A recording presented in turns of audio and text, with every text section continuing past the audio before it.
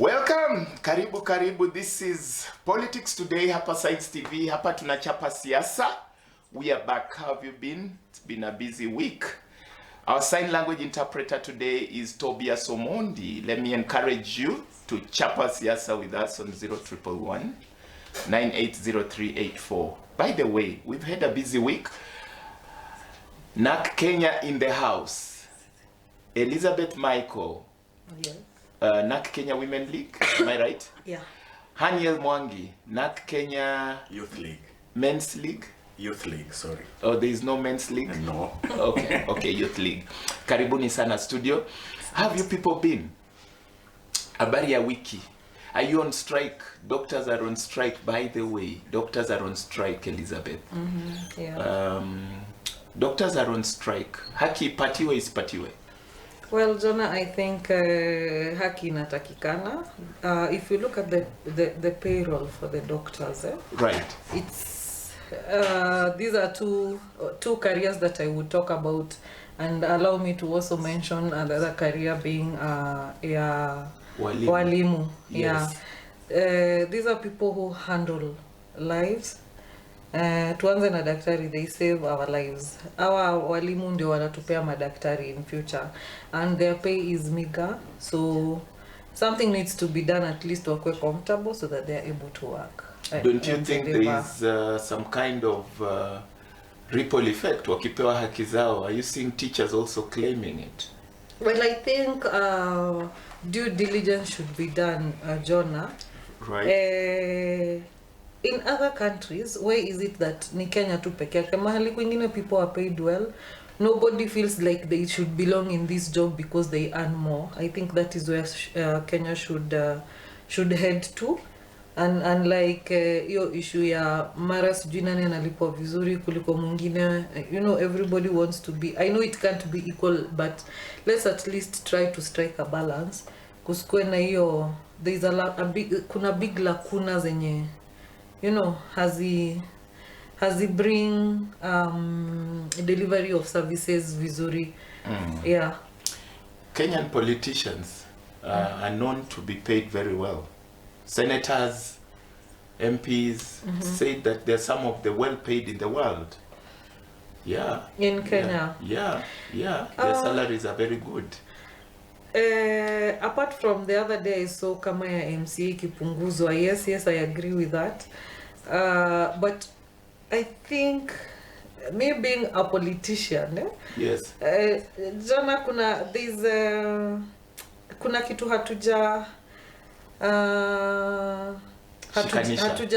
hatujafika hiyo level. Let me call it being selfish, such that mtu akifika hapo, when these people are the ones who pass law. So they pass laws zenye zinawa favor.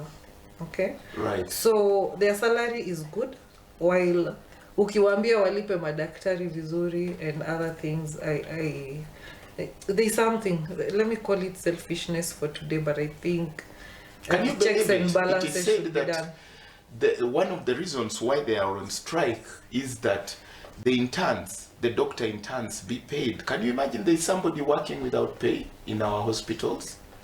The interns. Haniel, hii maneno unaona namna gani, Haniel? Come in, Haniel Mwangi. Karibu, this is Sides TV. Thank you. Yes. Tell us, what's your opinion? Can you imagine in this country there is an intern somewhere who treats people in hospitals and without pay? I think first is to say thank you for hosting. Regarding the issue of interns not getting paid, I think it is a very big issue when we start politicking issues like health. Remember, even when the president gets ill, he will need a medic. So I think the conversation of health should not be politicized. And it is very unfortunate to ask for an intern, a medical intern, who has been in school maybe for 6 years, and you want them to deliver services without getting paid. That is very unfortunate. Today I saw the health CS claiming that he has around 50 interns who are willing to work without pay. 50? 50. Okay. Who are willing to work without pay. Now my question is, which politician would be willing to go to parliament without pay? Then why are we politicizing the issue of health officers? Because regardless of how healthy you are today, in due course, you will need their services. So I think the issue of healthcare, we have to view it with more seriousness as a country. Leaders have to address it and deal with it once and for all. Yeah. Okay. Being your first time here and you're from NAK Kenya, what's happening in NAK Kenya? Hata amna parliamentarian, by the way. Do you have any MCA, parliamentarian or something? It's been going round that NAK Kenya haina kakitu. I'm a proud member of NAK Kenya. Right. I vied with NAK Kenya ticket for an MC position in Kirinyaga County. Okay. So I'm a proud member of NAK so Kenya. you come from Gishugu? Yeah, I come from Gishugu. Where Martha Karua comes from? That's right. Right. Now, addressing the issue of NAK Kenya not having elected leaders, first I'd have to correct you. We have at least 18 sitting MCAs. Okay. Now, talking about not having elected MPs, my question would be to you. Going to the elections 2022, how many MPs did UDA have at the time? I guess 2. Right. UDA at the time had no elected MCA. That is going to the 2022 elections. I'll give you another example of NPO party from Meru. Going into the 2022 elections, they had no elected MP, they had no elected MCA. What does that tell you? No party is limited. Neither are we. Right now, maybe we might not have an elected MP and our ticket, Yeah. but that does not limit our potential come 2027. And be sure, NAK Kenya is a party to watch. Where is Gishugu? Gishugu is a constituency in Kirinyaga County. Is there a constituency called Mbere? Yeah, there is. Mbere North, Mbere South. Okay. Yeah, but that is in Embu County. Okay. Yeah. Okay. How did that come? Okay. Now, tell me, Kamwene, is it still in existence? Of course. Now, when we talk about, when the issue of Kamwene is mentioned, most people are saying that we are being tribalists. But I think it's time we all remembered that every politics is local. Kambas have their own Kamwene. Kalenjin itself is not a tribe. Kalenjin is a combination of the Nandis, all those tribes that speak the same language. Yeah. But for them, when they meet, it's okay. Why is it not okay for Mount Kenya to come together and say, this is where we belong? I think it's high time as Mount Kenya, we embraced our unity. And we are not apologetic for having Kamwene. And Kamwene is here to stay. Yeah. Why is this narrative going round that Mount Kenya is being sidelined? Is someone playing politics with this, or is it the reality that Mount Kenya is being sidelined? I hear you breathing heavily, Elizabeth. Michael, go on. Well, why is this talk that Mount Kenya is being sidelined? Jonah, like I always speak here, Mount Kenya is a force to reckon with. There is something going on. In my own opinion, I'm a Kenyan owner. There is this thing of divide to conquer, which happened in the last election. And I would say, ndio maana unaona sai kuna Kamwene. In Kikuyu wanasema, Goshokia maemokaro tiwa. Goshokia rowe mokaro. Rowe mokaro. Yes. So what does Kamwene mean? The river has the main river has some tributaries and all that. But what does Kamwene mean? Kamwene our own. Okay. Yeah, okay. yetu. You know. Okay. So I remember Kamwana. Kamwana was Uhuru. Yeah. Kamwana has another meaning altogether. Okay. Which is like Our son. yes. Or Kamtoto. Something like that. Okay, go on. Not Kamwene. very far. Yeah. So Kamwene is to bring the Kikuyu, Mount Kenya together because there was some kind of division, Yes. but now it's being brought together. The danger is the beauty about it now is that somebody you've asked that we are being Mount Kenya is being sidelined. There is that talk. That Mount Kenya in a Songeshwa Kando. In a Songeshwa Kando because people are building allies. For me, politically, as I look at it, Right. People are building allies, and someone somewhere may be seated and anaona me already niko na kura ya Mount Kenya, so anaona ako safe. But Mount Kenya, politically, I wouldn't say it's controlled. It's independent minded. So somebody should not be too sure that all is well in Mount Kenya for them. Yeah, but then Mount Kenya is known to always vote as a bloc. Am I right? All the way from Nyeri, Meru, all the way. They are known to be pushed towards one direction. Am I right? Well, we vote as a bloc, eh? Right. Mostly when I look at when we had except like when we had Uhuru and Kibaki, there was some kind of but no, I think most of the votes also went to Kibaki, but mostly it's true we vote as a bloc. But then right now I hear you talk of Kamwene, and Haniel here is telling me Kamwene is alive and kicking. That Kamwene consists of one Maina Njenga. It consists of Martha Karua. Who else is in that Kamwene? Number one, Kamwene is not a political party. It's a movement. It's a movement that is open to any leader from Mount Kenya that has a common goal for their people. So who are the major people so far you can mention? There is Martha Karua, there is Honorable Kioni, Jeremiah Kioni. Yeah, there is Munya, there is Maina Njenga, there is this other MP from... And you're sure these people will agree with what you're saying? That they are part and parcel of Kamwene? They are, yes. Okay. Yeah. They participate in all meetings that Kamwene holds. Then I hear another group. There is another group with one Dr. Rigathi Gachagua that says we are in the government, our role is to support the president. Then there is another group I hear of. I mean, what's happening? Jonah, let me just come in. I don't know if you will agree with me, ama atanisaidia. Am I right when I say that there is a group that has been pushing for Didi Nyoro to be the next DP? There's an issue of, is it kingpinship for Mount Kenya? Yeah, and Rigathi asked, he wants to know how much is being paid for that position.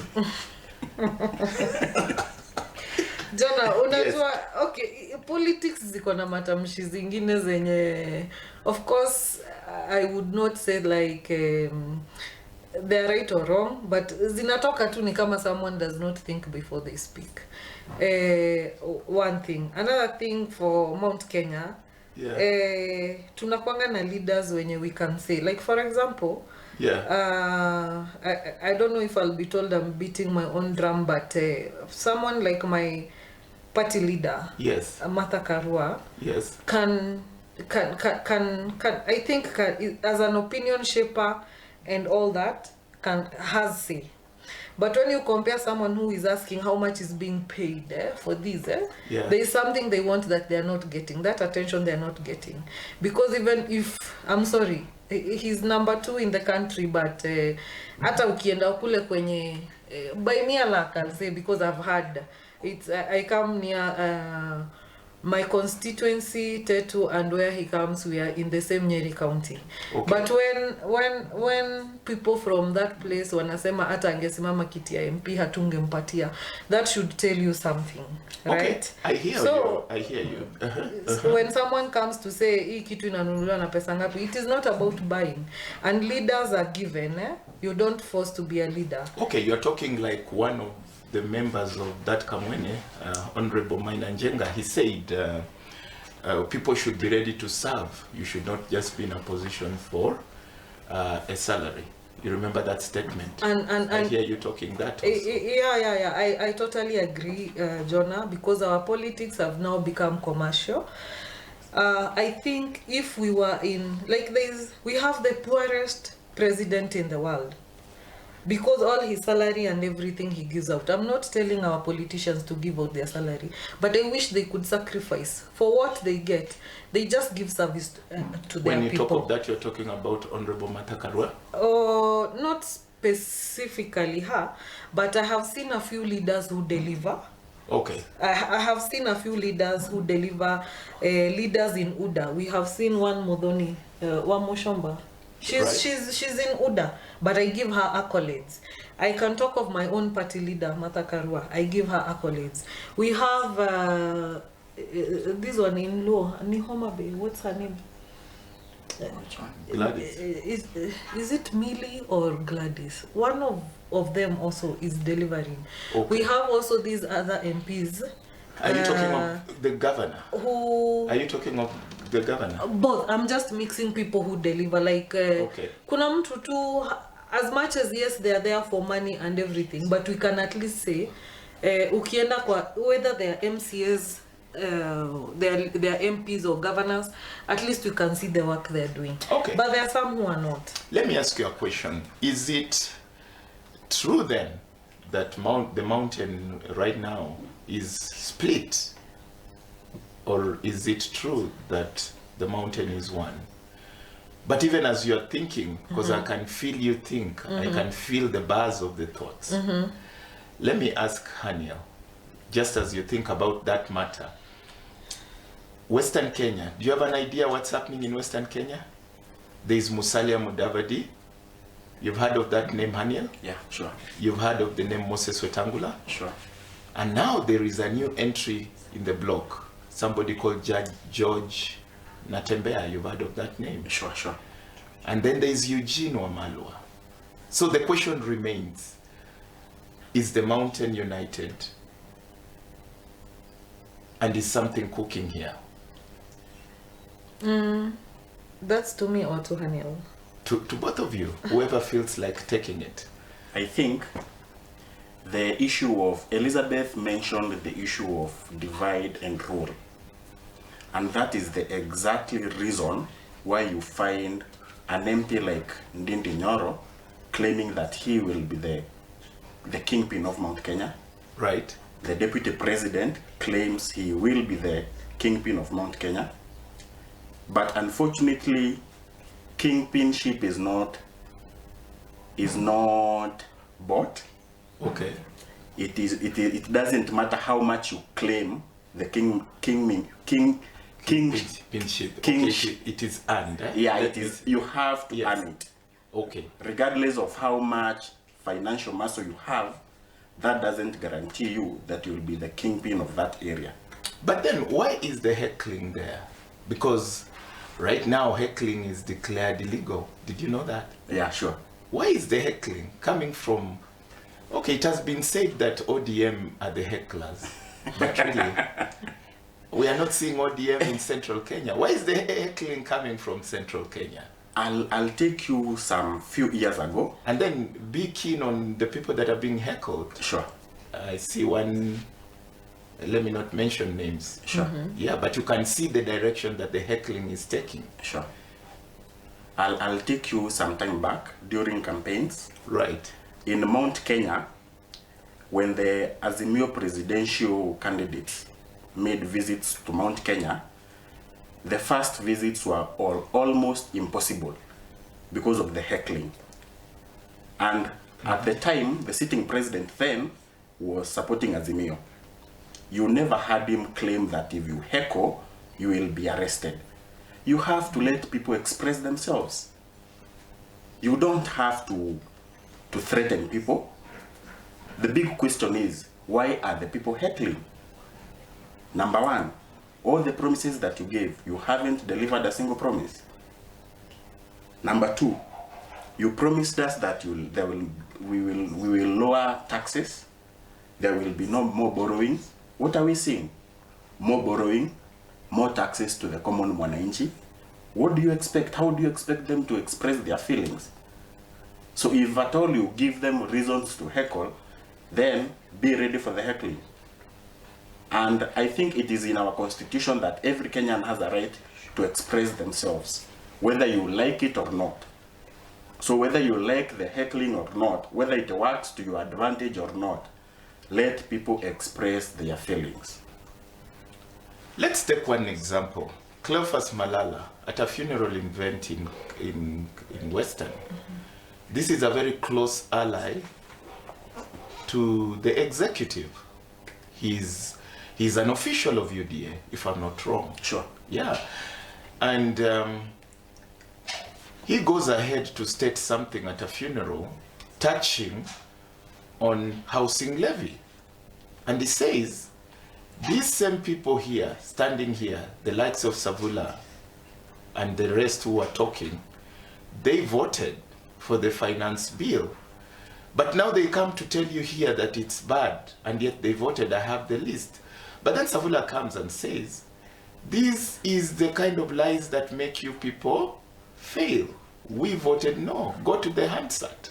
You'll find we voted no for the bill. But then the point is, the question that I'm asking you here, is the issue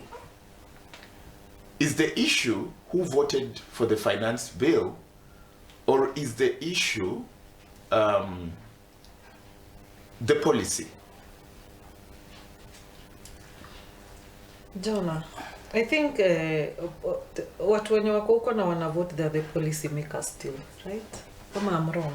Yes, Yeah. they're the policy makers. So I think these people that we put there, either they are failing us, ama wameshikiwa gun kwa kichwa that this thing must pass because someone wants to benefit somewhere. I keep saying that because those who come out full blast to say no, you see where they are taken or what happens to them. Okay, this I'm not ashamed to say that this government is now portraying, like we have just spoken about heckling being banned. Yeah. That's gagging. You remember there was gagging of the media. Now they have come to gag us as the individuals. I remember one time we were told mwenzako akinyolewa chako kitie maji. Just the other day we saw the Syokimau thing. Now watu wakaambiwa usione yule anafikiwa pia huyo anafikiwa. Sasa tumefikiwa, unaambiwa hata kama utaki kitu usiji express. You know, heckling is a way of saying no. So that is like us being told we are being gagged to not express like ourselves by tukisema no hatutaki huyo mtu aongee, because I saw the person who was being heckled alikuwa amesimama kwa gari anajaribu ku address watu, but now people are tired of the lies and everything. The same policy makers wanaenda huko, why can't someone walk out? We have seen in, is it the Brits, when some things don't work out, people resign. Okay, it's I don't think I would also resign wacha niache kukua so whatever, because that is like where I earn my salary, my bread and all that. And I have a feeling that as much as we are crucifying these MPs and all these people, I feel like there's a force, there's something that is, they wouldn't want maybe this bill to pass. Yeah, but by the way, are you aware it was signed into law? Was it yesterday, Hannah? Yesterday, yeah. Yes, it was signed into law. Is there something called picketing? Is it allowed in the law? Picketing? Picketing is allowed in the Constitution. It's allowed in the Constitution. Now, is heckling picketing? Heckling could be picketing. Now, talking about picketing, it's very unfortunate that when people picket in Nairobi, they are tear gassed, but when people picket in Bomet, they are not. We are all Kenyans. If people picketing in Bomet are protected by the police, so are the people picketing in Nairobi. We need to go for a break. We seriously need to go for a break.